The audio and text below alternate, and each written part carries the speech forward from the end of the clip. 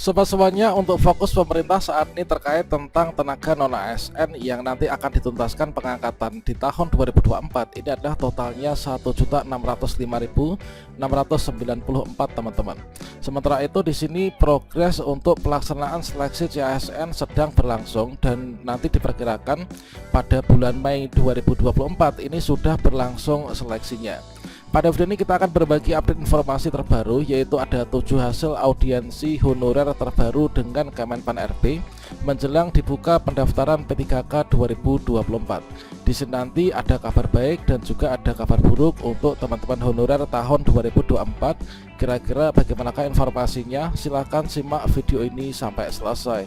Namun sebelum kita lanjutkan, perlu saya ingatkan, bagi teman-teman yang mungkin baru saja menemukan channel ini, silakan klik tombol subscribe-nya dan aktifkan notifikasi loncengnya, sehingga nanti jika ada update video terbaru, kalian tidak akan ketinggalan informasi. Baiklah semuanya, untuk yang pertama yaitu dari hasil audiensi Kemenpan RB, yaitu di sini terkait tentang penyelesaian. Untuk penyelesaian P1 tahun 2023 ini dikatakan bahwa merupakan yang terakhir, sehingga P1, P2, P3 dan juga P4 ini sudah tidak ada lagi di tahun 2024. Apakah kira-kira ini nanti seperti ini? Tentu saja kita berharap semoga tidak, teman-teman. Dan di sini kita tetap berpegang teguh pada pernyataan dari Prof Nunuk bahwasannya di sini nanti tetap untuk yang P1 itu akan dituntaskan untuk pengangkatan P3K di tahun 2024 jika Pemda kita itu membuka formasi. Hal tersebut sesuai dengan yang kita dapatkan informasinya dari kegiatan ngopi bareng dengan Prof Nunuk kemarin beberapa waktu yang lalu, bahwa di sini untuk urutan prioritas di sini nanti akan diupayakan untuk masih didahulukan untuk yang P1, kemudian sisa formasi untuk P2, P3 dan juga untuk teman-teman yang pelamar umum. Nah, selanjutnya juga untuk usulan di tahun 2024 ini beliau katakan bahwa ada 419.156 formasi. Ini secara nasional dari semua tingkatan ya, dengan sisa guru non ASN ini ada sekitar 200 ribuan. Semoga ini artinya akan banyak sisa formasi untuk teman-teman pelamar umum juga.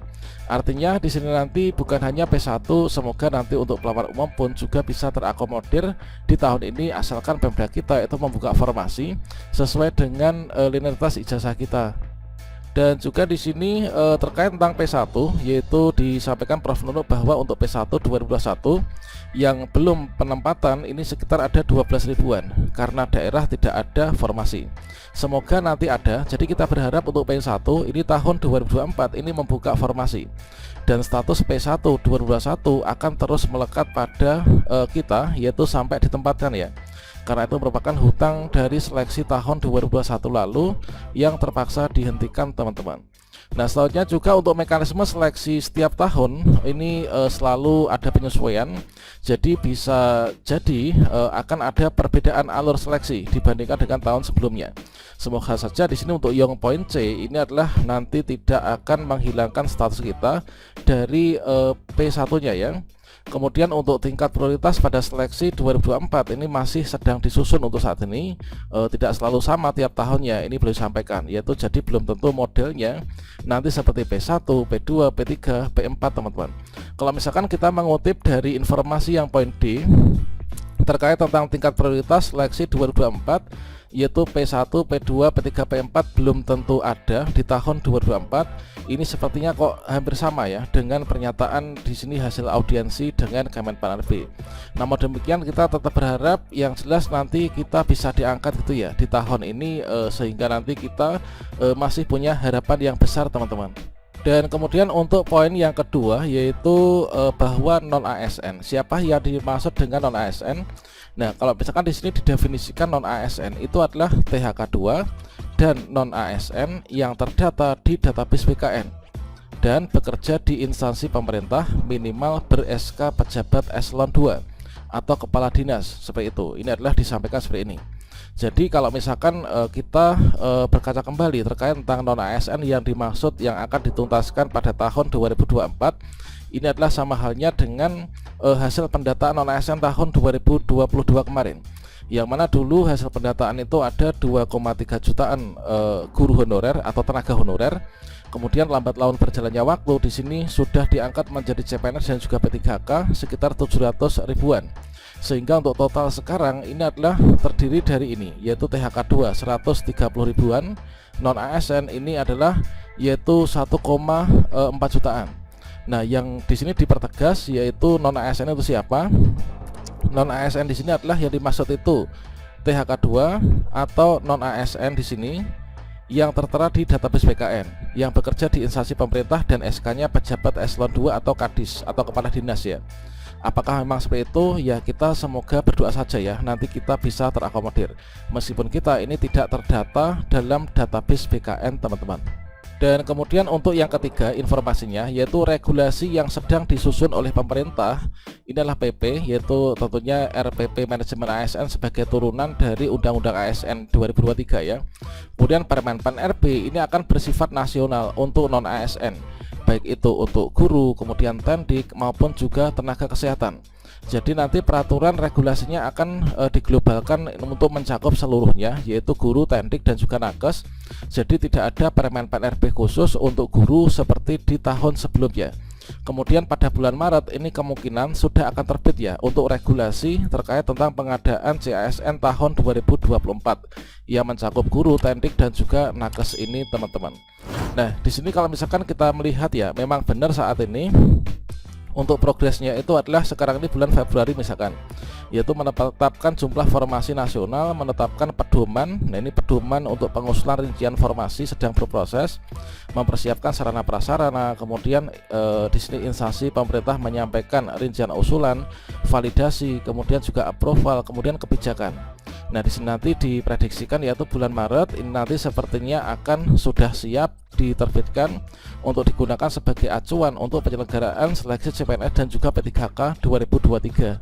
Dan kemudian untuk informasi yang keempat, bahwa kebutuhan formasi ASN itu tergantung pengajuan pemerintah daerah. Memang sangat benar sekali, ini sama halnya dengan di tahun-tahun sebelumnya, yaitu meskipun di pusat itu mengusulkan yaitu untuk kebutuhan itu banyak sekali, namun kalau misalkan Pemda kita sesuai dengan wilayah kewenangan itu tidak mengajukan formasi, maka sama halnya kita nggak bisa untuk melakukan pendaftaran teman-teman. Nah, di sini kalau misalkan kita lihat ya, ini untuk jumlah formasinya cukup banyak. Untuk CPNS ada sekian. Nah, ini tentunya sudah sering kita bahas ya. Untuk P3K guru misalkan ada 419 ribuan, kemudian P3K nakes ada 417 ribuan, kemudian P3K teknis ada 500 ribuan. Ini tentunya formasi yang cukup banyak sekali. Kalau misalkan di sini nanti Pemda itu mengajukan formasi sesuai dengan yang dialokasikan oleh pemerintah pusat. Namun di sini ketika kita mengecek ya, ketika penutupan untuk pengajuan formasi melalui informasi, maka di sini ternyata baru ada 34 instansi atau daerah yang mengajukan formasi. Padahal ada 546 instansi yang ada di Indonesia ini. Nah, kemudian kalau misalkan diperinci, ini adalah Pemda yang sudah mengajukan usul formasi adalah sejumlah 34, adalah yang ini, mulai dari Buru Selatan sampai dengan Jeneponto ini. Nah, kemudian juga di sini untuk rinciannya ya, rinciannya ternyata di sini ada juga Pemda yang meminta untuk mengajukan formasi CPNS guru misalkan. Ini adalah untuk detail rinciannya. Namun di sini kabar gembiranya itu adalah untuk pengajuan informasi ini masih diperpanjang sampai nanti tanggal 9. Artinya semoga dalam sisa-sisa waktu ini Pemda kita itu mengajukan formasi yang cukup banyak ya teman-teman. Dan kemudian untuk yang kelima yaitu bagi non ASN yang tidak masuk perankingan saat seleksi karena kekurangan formasi akan masuk P3K paruh waktu. Nah, ini teman-teman, ini kabar gembiranya bagi teman-teman yang terdata dalam database BKN. Artinya di sini meskipun misalkan Pemdanya itu nggak buka formasi atau mungkin formasinya sedikit, honornya banyak, kita kalah perankingan, ini kita nggak bisa diangkat, maka ada opsi nih yaitu akan diangkat menjadi P3K paruh waktu. Hal tersebut senada dengan yang pernah disampaikan ya oleh Bapak Menpan RB, yaitu terkait tentang solusi bagi teman-teman yang tidak yang tercecer, yaitu yang tidak lulus seleksi P3K 2024 ini. Artinya tenaga non ASN yang terdaftar dalam database BKN ini memang dituntaskan tahun ini. Kalau misalkan kita nggak lulus, maka kita nanti akan dialihkan menjadi P3K yang paruh waktu teman-teman. Kemudian untuk yang keenam yaitu terkait tentang skema kerja dan gaji P3K paruh waktu, itu nanti akan diatur dalam peraturan lebih lanjut oleh Kemenpan RB ya. Nah, di sini bagi teman-teman yang nanti yang nggak lulus di tahun 2024 ini, Maka di sini nanti kalau misalkan kita melihat untuk di sini ada sekilas pintas terkait tentang P3K paruh waktu, ini jelas berbeda dengan P3K yang penuh waktu. Nah, namun di sini ada persamaannya. Persamaannya apa? Yaitu diangkat oleh BPK dan juga memiliki NIP, teman-teman, yaitu secara nasional dikelola oleh BKN. Dan untuk perbedaannya itu adalah untuk P3K penuh waktu itu bekerja sesuai dengan jam kerja instansi pemerintah dan juga jam kerja pegawai ASN yang diatur dalam peraturan perundang-undangan. Sedangkan untuk P3K yang paruh waktu itu bekerja kurang dari jam kerja instansi pemerintah dan juga jam pekerja ASN ya. Namun di sini sama halnya dengan dengan ASN, yaitu sama-sama diangkat oleh BPK dan juga memiliki nomor induk pegawai yang dikelola oleh BKN. Dan kemudian untuk yang terakhir atau yang ketujuh, yaitu di sini non ASN akan diselesaikan sesuai dengan amanah Undang-Undang ASN tahun 2023 nomor 20, teman-teman. Nah, seperti yang kita ketahui bahwa yang dimaksud dengan tenaga non ASN itu adalah yang sudah terdaftar dalam database BKN, terdiri dari THK2 dan juga non ASN yang punya SK gubernur atau mungkin juga bupati atau mungkin juga pokoknya eselon 2 tadi ya, yang mana di sini terdaftar dalam database BKN ini. Ketika di sini nanti kita sudah masuk di sini, maka akan tuntas di tahun 2024 ini.